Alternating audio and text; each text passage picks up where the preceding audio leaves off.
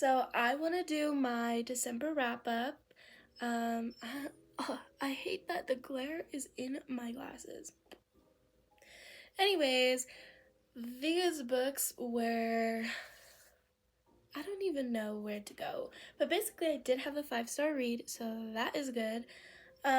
Let's start. I don't even know where to start. Should I start with the first one I read? Nah, let's just get into it. So I read Twisted Love. This was the 5-star book for me. Like, I'm excited to read this series. I wanted to keep reading the series, but then I was like, I already have January set out for me. I can't go off track. But basically, I loved the characters. I loved her. I loved him. I loved the conflict. I loved the situation. I loved all the feelings and emotions between every single character. Um, I just loved it. And then I kind of did see a little bit of Rice, and I'm assuming that's his book, the next book. So that is exciting to know. But let me just read the summary, that way I can remember what I read. So Alex is a devil blessed with the face of an angel. Oh my god, that is something I remember throughout the book, commenting every single time of how handsome he is. And let me tell you something else too. He's protective, like overly protective. She was doing a photo shoot with another man, or a man was taking photos of her, and she was like dressed all pretty, all out.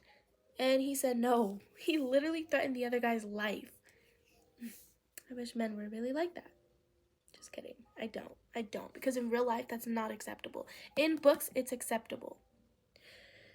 Anyways, Ava Chen is a free spirit trapped by nightmares of a childhood she can't remember.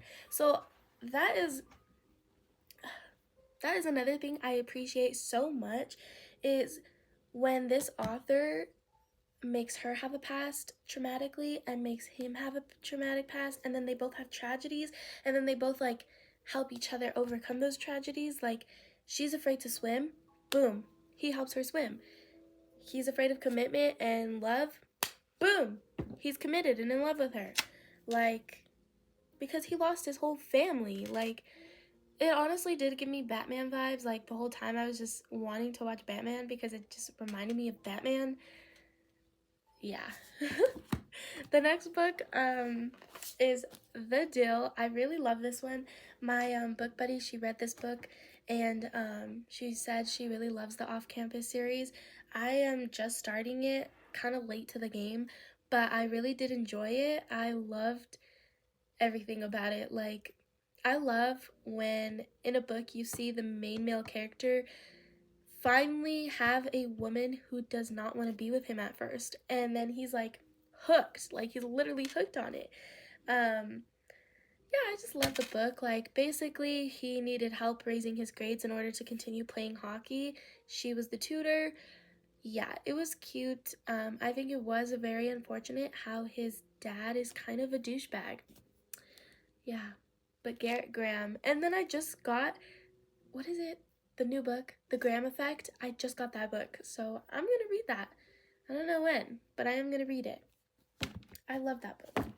And then next was One True Loves. I'm gonna be honest with you, I really don't even remember a lot of this or how I feel about it. I do remember she's in love, well, she was in love with one, in love with another. Basically, she thought she lost her husband forever, and so she has a second chance at falling in love, starting something new, and then boom, her husband comes back.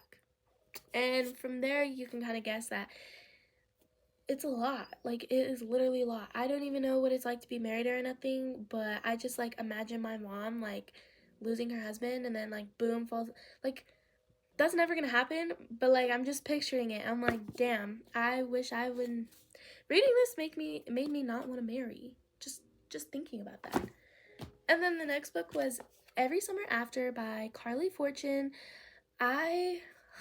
This book gave me freaking whiplash because I couldn't even decide if I liked it or not. When I think about it now, I still can't decide. I like it, but I don't like it. I could get into it, I couldn't get into it. Like, there was moments where I was like so into it, and then there was moments where I did not even want to read it anymore. I should have told you guys how I rated these. I'll do that at the end. But pretty much these two kids, they become best friends. They meet each other every summer. They go to the lake. As they get older, they fall in love with each other, and then something big happens, and she has not seen him in a long time, and he has not seen her in a long time. And when they finally get to see each other again, I think they're missing the moments that they could have had with each other. A lot of regret, a lot of emotions, especially since when they get to see each other again, it's during an unfortunate circumstance, such as his mom passed away. So that's the reason she comes back after a whole decade. Her name is Percy, and his name is Sam. I think it's Sam. Yes, Sam. But yeah, basically two best friends who fall in love with each other. Something big happens. A very fortunate thing happens. And then they have a second chance at being together again. And I love the older brother. Like, he's so free spirited. He just knows Sam was an idiot for literally missing so many chances to be with Percy. Sorry, I'm a little sick. But yeah, I love the big brother Charlie. Like, okay, love his big bird. But I appreciate his character because he's so free spirited. He like reminds his brother how much or how big of an idiot he is for missing out on a chance of this female character who literally needs to be appreciated and loved. But yeah, it doesn't matter because they do get together, and then yeah, second chance romance. You know how it is. The next one was Dating You, Hating You. This one was so cute.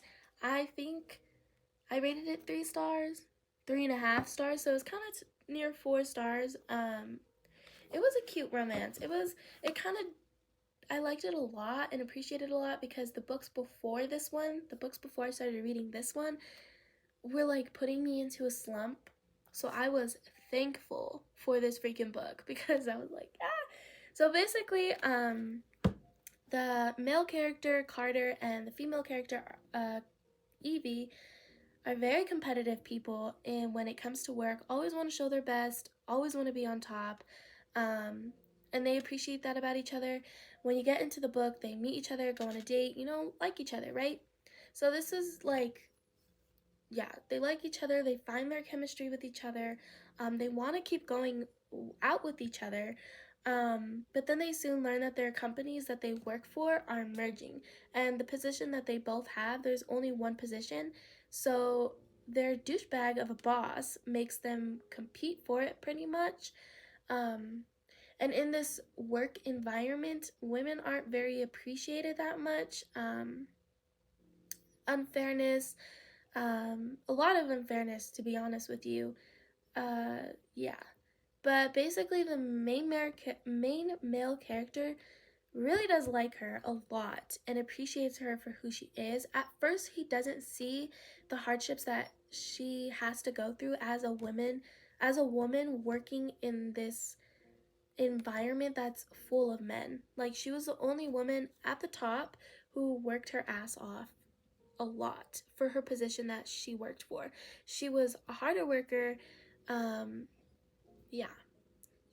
I don't know. I think her character deserves so much appreciation, and I really loved her. She was hardworking. Even though she was going through all those hardships, she still tried her best. Even though, like, the position that she was in, she was going to get fired at some point. I love the ending of the book because, let me just say, Carter is a very good gentleman, very good boyfriend. And let's just say they don't work for that asshole anymore. He should have got fired. And then I read Sage and Storm. We're getting into the books that kind of were not doing it for me. This series, I kind of already knew about it because I made the mistake of watching the show already. and I kind of know everything, but I kind of don't, because you know how books are different from the shows and movies. I did read Crooked Kingdom and Six of Crows. I freaking love those books. The first book and this book, I wouldn't say it was boring, but I also wouldn't say it was so good.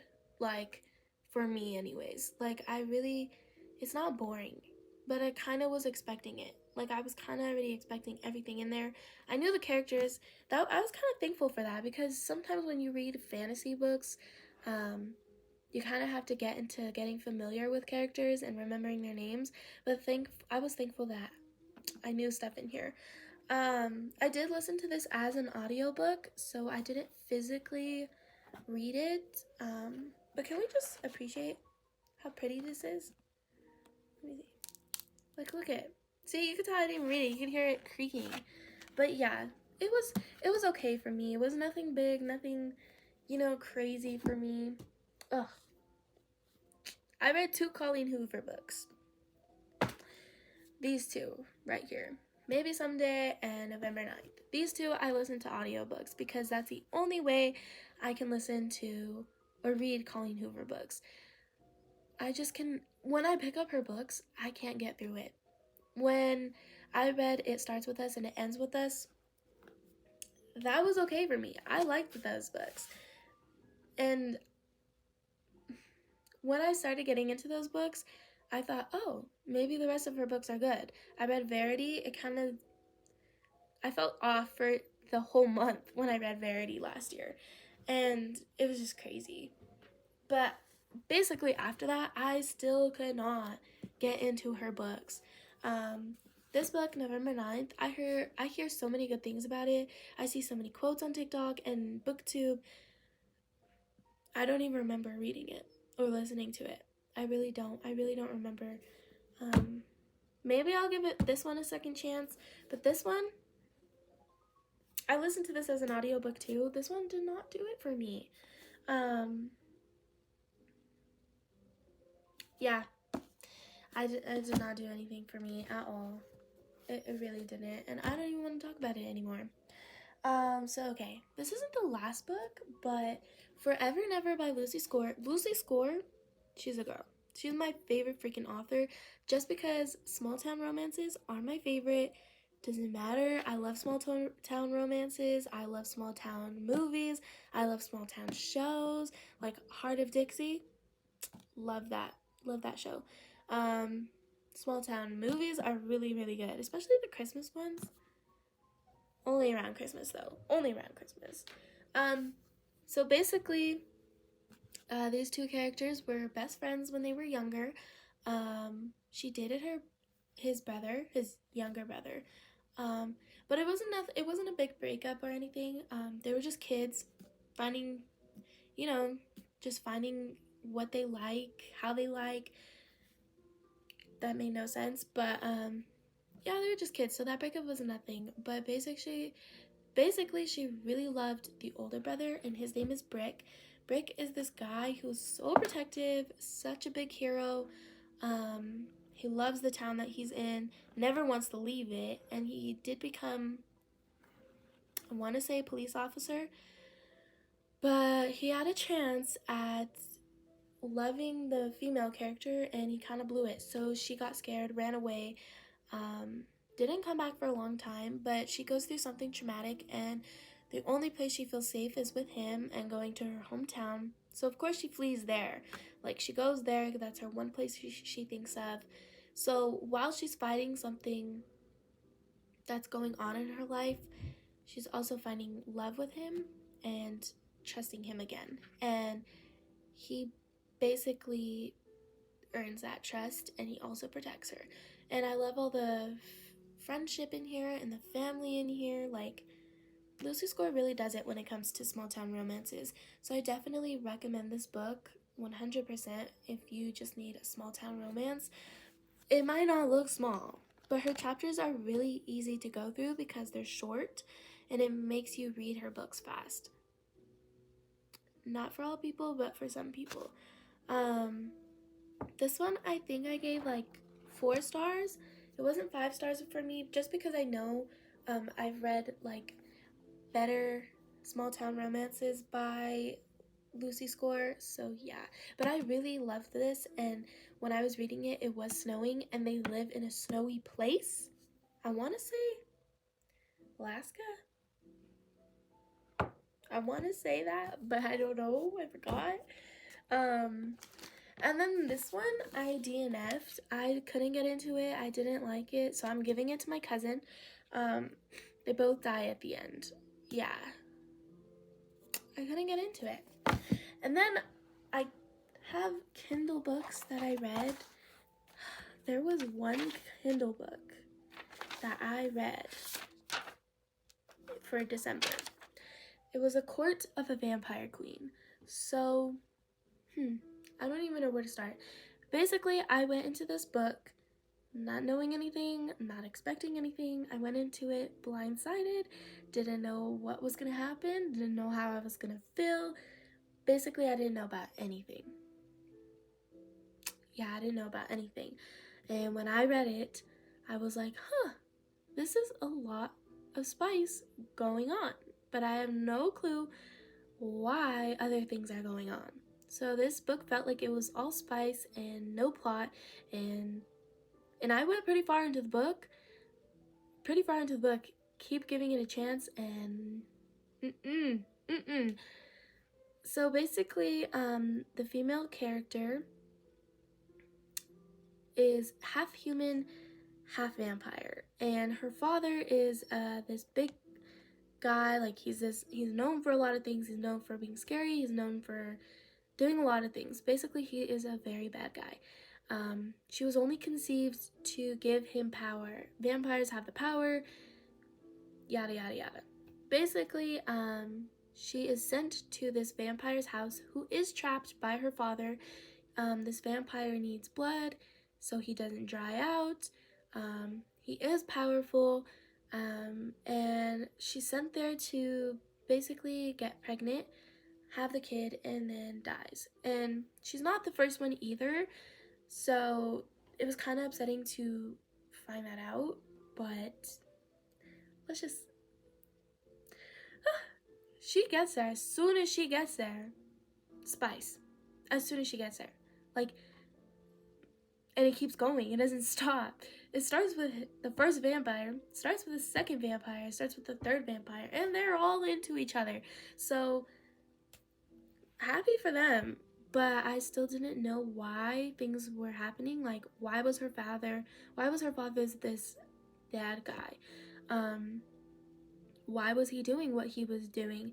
Why did they need to break a certain curse? Why do they need to do this? And why did they have to do it with so much sex?